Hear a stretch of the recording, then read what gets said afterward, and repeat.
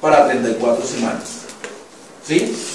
Entonces, eso me está diciendo a mí que es un feto mayor de 34 semanas, y con ese hallazgo de una persona que calcula el peso fetal adecuadamente, en nuestro medio se asocia por encima del percentil 90 para 34 semanas, ya pasamos el periodo de maduración, por lo tanto la podríamos desembarazar. Son los casos específicos donde tenemos dudas, esos son cositas que podemos utilizar. Y va a estar asociado a menos de un 5% de complicaciones serias en una unidad de recién nacido cuando usted tiene un peso de 2.800 o más. Las pruebas de bienestar fetal se hacen de acuerdo a la edad gestacional, y eso es muy importante. Y ténganlo en cuenta dentro de los casos clínicos. Les pongo el caso clínico y no les pregunto de RPM, sino cuál sería la prueba más adecuada. Y les pongo un caso de 24 semanas, ¡pum!, y me ponen una monitoría. Mal. La monitoría no se manda a la semana 34. Entonces la prueba de valoración de bienestar se va a utilizar de acuerdo a la edad gestacional en que me llegue la ruptura. ¿Cierto? Señor.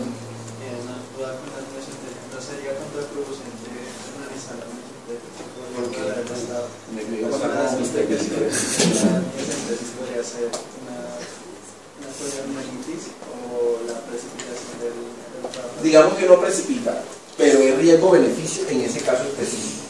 Porque si usted no tiene una herramienta, en ese caso, que no tiene la persona, no tiene curso, no toma una medida, puede tomar la ecografía, pero si la ecografía te dice 2.300, te quedas con la duda. Si te dice más de 2.800, te evita la amniocentesis. Pero la amniocentesis te puede llevar a que tomes una conducta anticipada a que se te infecte el feto. ¿Sí? Entonces tiene riesgo porque es un procedimiento invasivo y podría pasar, pero el riesgo-beneficio en ese caso específico. Por eso es que no lo usamos rutinariamente. Entonces, la monitoría fetal, idealmente semana 32, si tiene más de 30 semanas lo podemos utilizar utilizando unos criterios un poco más flexibles para la interpretación. El Doppler, semana 25-26, el perfil biofísico, ahí está otra tarea, ojo con las tareas. ¿A qué edad se comienza a pedir perfil biofísico? Y conducta de acuerdo a las pruebas. ¿Sí?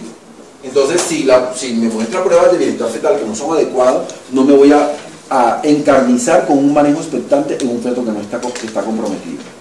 ¿Sí? Porque seguramente le va a ir mucho mejor por fuera. La presencia de trabajo de parto. Entonces, el trabajo de parto es el punto final de la evolución natural de la RPM.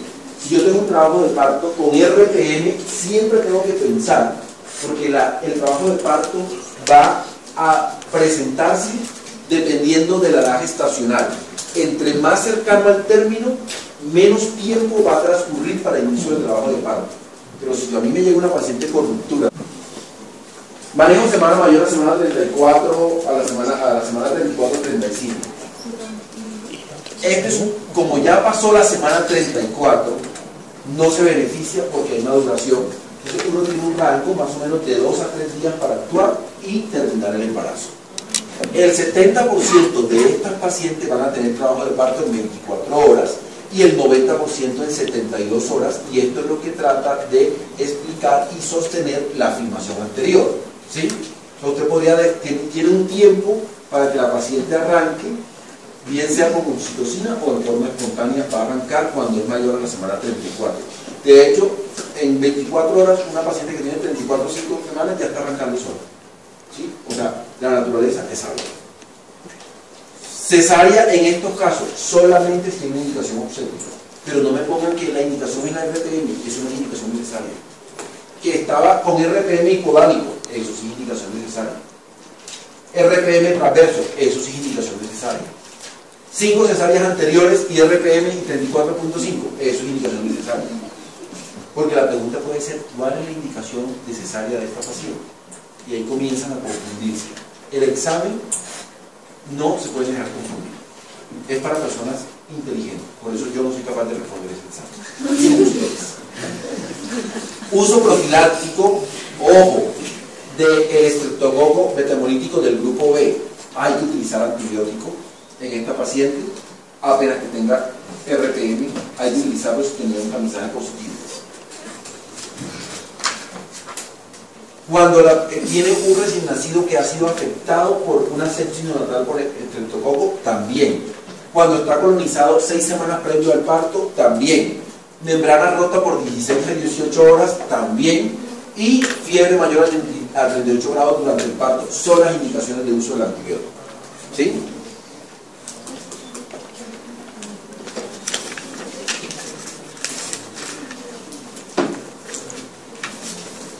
Manejo menor a la semana 34. ¿Qué hacemos con esa paciente? La hospitalizamos y pues lo que mejor sabemos hacer los médicos, reposo en cama, como el ejercicio médico de antes.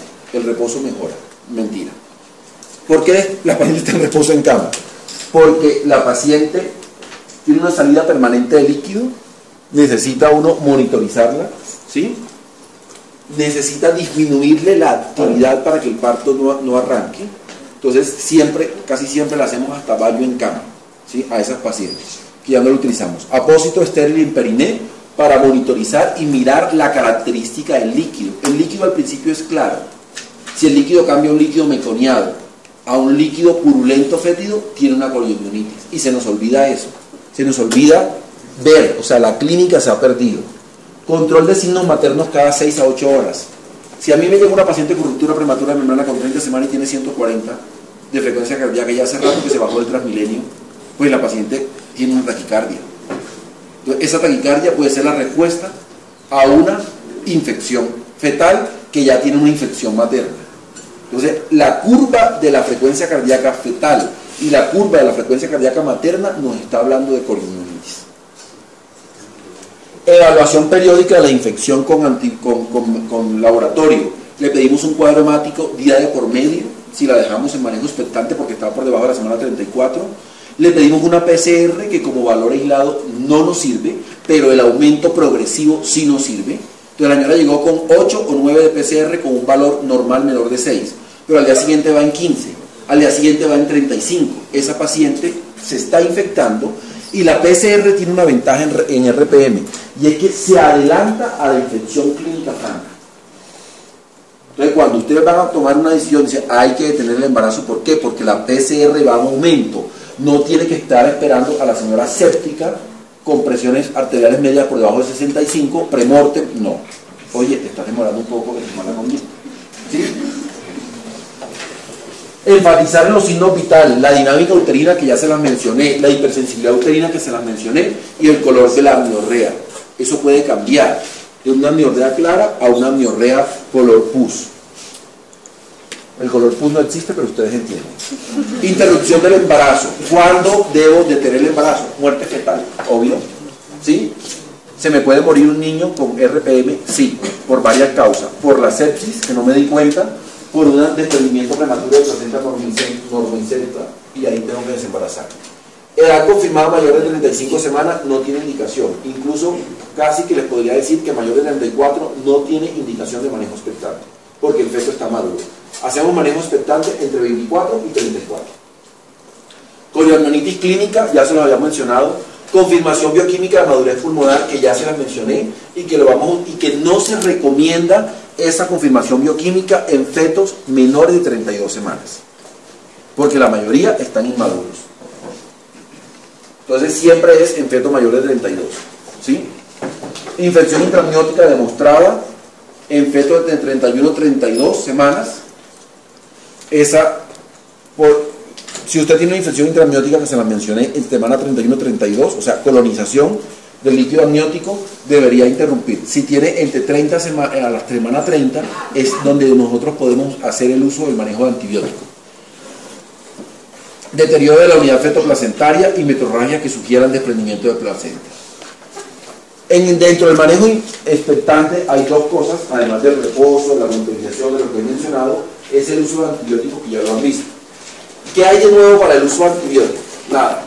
Que prolonga el periodo de latencia de 4 a 7 días, y eso es importante. O sea, si un feto tiene 27 semanas y pesa 1000 gramos, va a pesar 200 gramos más en una semana, y eso en un feto es muchísimo.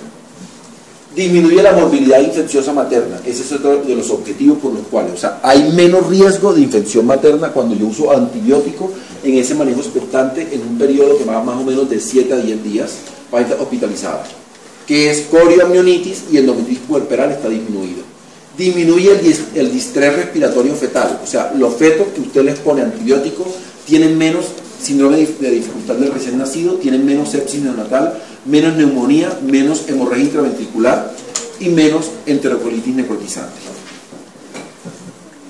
Uso de corticoides, mandado entre las semanas 24 y 34 en dosis única, igual que en parto pretérmino, una dosis de 12 miligramos inicialmente y a las 24 horas debe utilizar la segunda dosis para completar 24 miligramos en 24 horas. ¿Sí? 12 miligramos con diferencia de 24 entre dosis y 2. Intramuscular, la presentación de la ampolla viene por 4 miligramos cada ampollita. Disminuye lo mismo, menos dificultad respiratoria, menos enterocolitis necrotizante y menos hemorragia intraventricular. Esta es la edad en la cual vamos a recomendar. Ojo, la presencia de surfactante, que ya lo tenemos, el medicamento no le quita o no está indicado, no proscribe el uso de el corticoide. Esquema igual para parto pretérmino, que se lo habíamos mencionado, y deben usarlo, que es un punto que teníamos duda y ahí lo encontré. Aunque ustedes crean que el parto va a ser antes de las 24 horas, porque está como un trabajo de parto, se debe usar, ¿sí? Porque el beneficio de los 12 miligramos inicial puede ser importante. En el antibiótico, lo que le quería comentar, normalmente nosotros hospitalizamos a la paciente y le damos 7 a 10 días de antibiótico oral. Ese antibiótico tiene una combinación de ampicilina y eritromicina. La eritromicina siempre está presente porque está cubriendo gérmenes que no son tan frecuentes como el uroplasma, etc. ¿Sí? Y el estreptococo beta-hemolítico del grupo B. Pero en el antibiótico se ha encontrado y tiene relevancia, y es que la paciente puede utilizar 2 días de antibiótico intravenoso y el resto de los días oral y le va igual de bien. Antes la obligábamos a un antibiótico IV todo el tiempo durante los 7 a los 10 días. ¿Dudas? No.